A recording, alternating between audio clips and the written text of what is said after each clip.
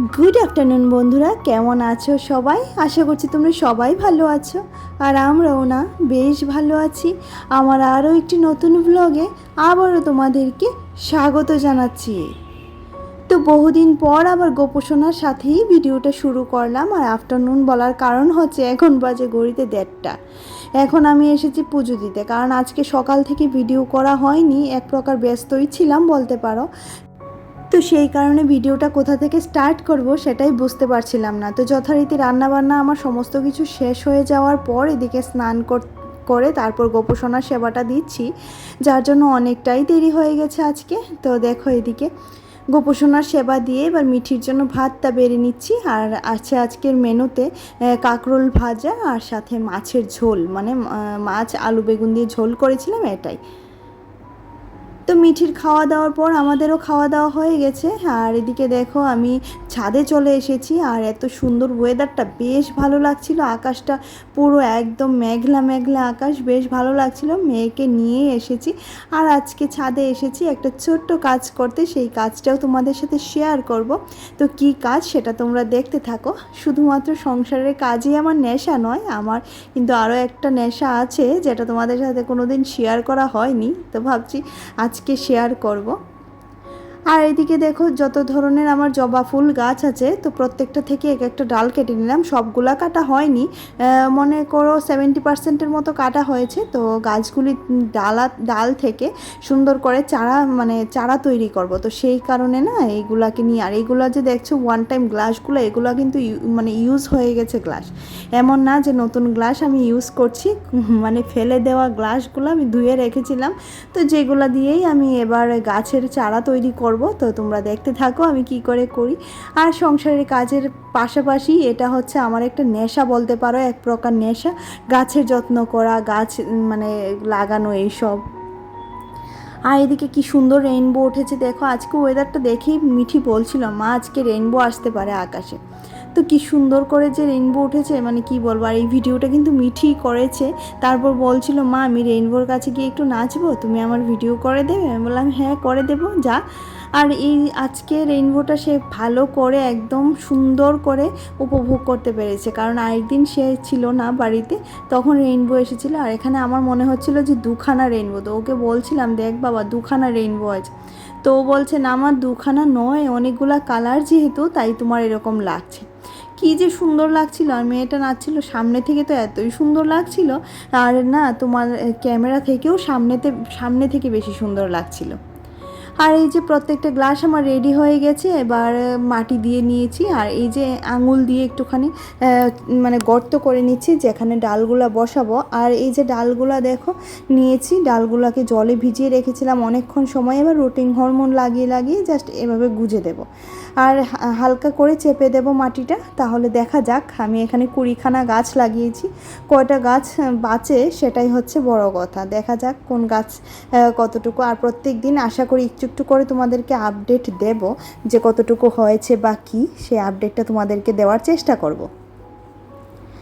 আর এগুলা দেখে তো মিঠিও ভীষণ খুশি, তারও খুব ইচ্ছে গাছ লাগাবে। তো বলছিলাম এই গাছগুলো যখন একদম ডালপালা গজিয়ে যাবে, তখন তুমি এই গাছগুলাকে সুন্দর করে টবে বসাবে। বলছে আচ্ছা ঠিক আছে। সেও কিন্তু ভীষণ ভালোবাসে। আর কি করি বলো তো, একা ঘরে বাচ্চাকে নিয়ে কি আর করা যায় বলো, শুধু শুধু শুয়ে বসে সময় নষ্ট না করে ভাবলাম আজকে যেহেতু সানডে, কোথাও বেরোনো হয়নি। অ্যাকচুয়ালি ওর পাপা একটা কালী পুজোর দশমীতে গিয়েছে, তো সেই কারণে আমাদের আর আজকে বিকেলে বেরোনো হয়নি। আর একটু সানডেতে ইচ্ছে করে জানো তো, তিনজনাতে মিলে একটু ঘুরে আসি, বাট আজকে আর সেটা সম্ভব হয়নি। তো সেই কারণে এখানেই চলে আসলাম। আর আমি দেখেছি আমার নিজের হাতের চারা থেকে ফুল খুব সুন্দর হয়। এবার জানি না কয়টা চারা হবে বা কী, তো দেখা যাক কয়টা হয়। এদিকে এবার একটু স্প্রে করে জল দিয়ে দিচ্ছি, খুব বেশি জল এদের দেওয়া যাবে না, হালকা হালকা করে জল দিতে হবে। তো এটাই হচ্ছে। আর সংসারের বাকি সমস্ত কাজ করেই তারপর এগুলোকে নিয়ে এখানে, আর যেহেতু এটাতে অনেক টাইম লাগবে, সেই জন্যই না সকাল থেকে ভিডিওটা শেয়ার করা হয়নি তোমাদের সাথে। তো আশা করছি তোমাদের ভালোই লাগবে। আর কিছুদিন ধরে না আমি সময় মতো ভিডিও আপলোড করতে পারছি না, কারোর ভিডিও আমি দেখতে পারছি না, কারণ আমাদের এদিকে কারেন্টের এত উৎপাত করছে। যেমন যাচ্ছে তো 4-5 ঘন্টার জন্যই যাচ্ছে, আর কারেন্ট আসছে না জানো তো।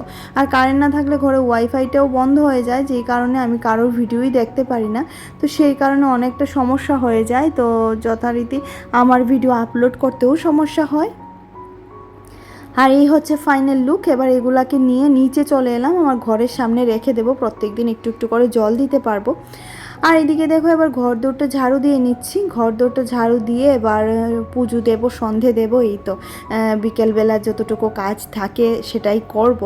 আর গোপুসোনার সেবা দেব, গোপুসোনাকে শয়ন দেব, রাতের যতটুকু কাজ সেটাই।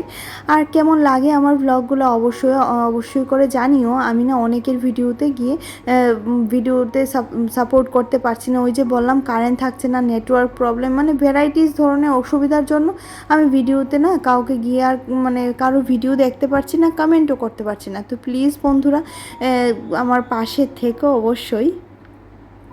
আর এই যে গোপুসোনার খাওয়া হয়ে গেছে, এবার ওনাকে শুধুমাত্র একটা প্যান্ট পরিয়ে দিয়েছিলাম সকালবেলা, কারণ এত গরমে না আমার আর সেই ড্রেস পরাতে ইচ্ছেই করছিল না।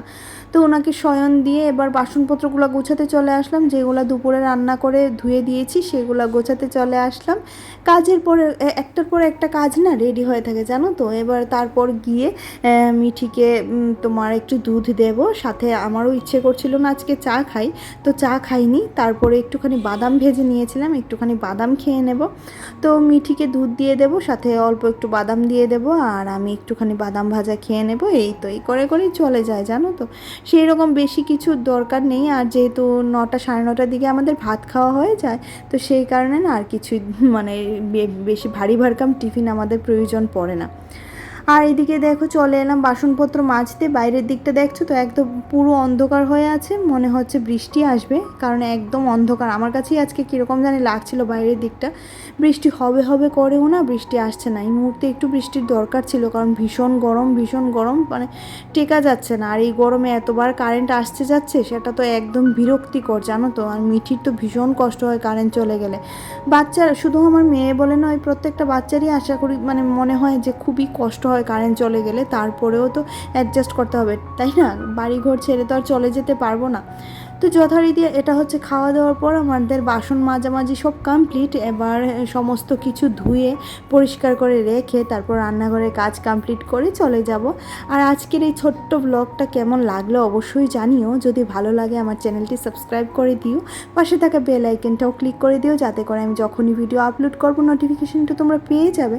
আর যারা কাজটি করে রেখেছো তাদেরকে তো অসংখ্য ধন্যবাদ জানাই। তো এই মুহূর্তে দেখো আমার সমস্ত বাসন তোমাদের সাথে বকবক করতে করতে ধোয়া হয়ে গেছে।